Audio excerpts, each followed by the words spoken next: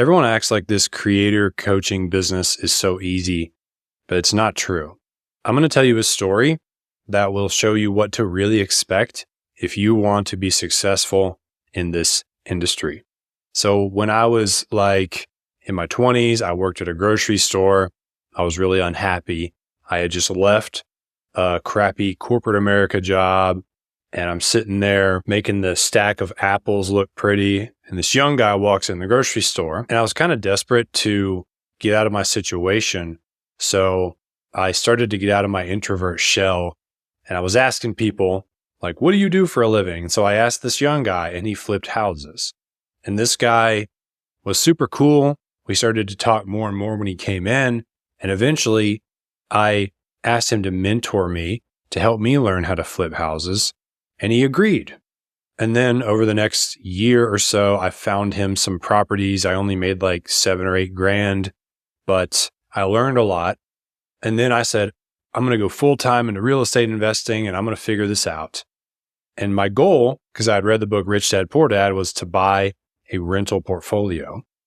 And I was just like, it seemed so easy and it seemed so awesome. And I was like, basically just buying spots on the Monopoly board. And once I buy them, they'll pay me and I'll be financially free. Well, it didn't quite work that way. Getting my first property was so insanely difficult. It was like, just trying to find the deal took months and months and months, and trying to figure out how I was going to get the money to buy it. I think I only spent like 20 grand on the house. It was just like an old beat up 1-bedroom house in a rough part of Nashville. And this was in, 2014 or something like that. And it needed another 10 or 15,000 in work to get it rent ready. The amount of effort it took for me to get that one property was insane. Not just from like technical aspect of like finding it and buying the money, but also the emotional aspect of I was terrified to do it. In fact, I even got one of my friends to buy the house with me 50-50 because I was so scared. I was like, you want to go in on this together and we can split the risk. And he was like, he was scared too. We ended up becoming business partners and buying a lot of properties together down the road. But man, that first one was so scary. And then we had to manage the rehab, and then we finally got it rented, and it was only renting for like $600 a month or something. But we were making like a little bit of money, like positive cash flow, maybe $100 or $200 of that we got to keep each month. And then we had a little bit of money coming in, and we had a little bit of knowledge about how to do it again. And so we found another property maybe 4 or 5 months later. We were able to buy that, and it went a little smoother. And then we made maybe $300 a month in passive income. So now we got $500 a month coming in, and we've got the experience and the knowledge of having bought those 2 houses under our belts, which was really powerful. Over time, things picked up. We got to 5 houses, then 7, then 10, then 15, then 20. And at the peak, I owned either all of or half of close to 40 houses because I had some that I bought my own and some I owned 50-50 with a couple other guys. At that point, all my bills were being paid via the passive income, but I also flipped houses, so I didn't need to tap into the money, so I could use the rental income to fuel the future purchases. And then I had connections with lenders, contractors to fix the houses up, property manager to get it rented and manage the tenant. And it was so easy at that point to accumulate more properties. It was almost like I would just go to the title company, sign the paperwork, and hardly even care. And as I've gotten into this creator/coaching world, I've seen the same thing take place. In the beginning, super hard, like getting the first client. I, had to do like 3 sales calls with him, and I charged him like $1,500 for 10 or 15 coaching sessions, and they were in person here in Denver. And I showed up with like sweaty armpits and all this stuff I had printed out to help him. I tried like so hard to over deliver that I probably just completely overwhelmed the guy. It was like a shit show getting my first ever coaching client. And the same has been true for just getting any type of traction on social media so I can get more eyeballs. Like I posted on this YouTube channel every single week for over 2 years in a row.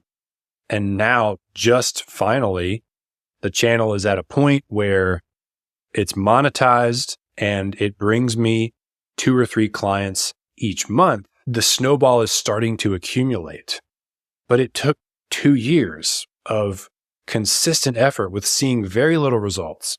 And before then I was still posting stuff, but I wasn't really trying on YouTube. So once I started to be more intentional about it, it still took 2 years just to get the channel monetized and just to start seeing clients that message me and say, hey, I found you on YouTube. Do you do coaching? And so it's almost like I feel like I have my first rental property now, or maybe I have 2 or 3 in the coaching space. I'm just a little bit established. But what I remember from my past as a real estate investor is how much easier it got once I laid that foundation. And so I'll keep you updated on how it goes, but my bet is that things are going to get a lot easier from here.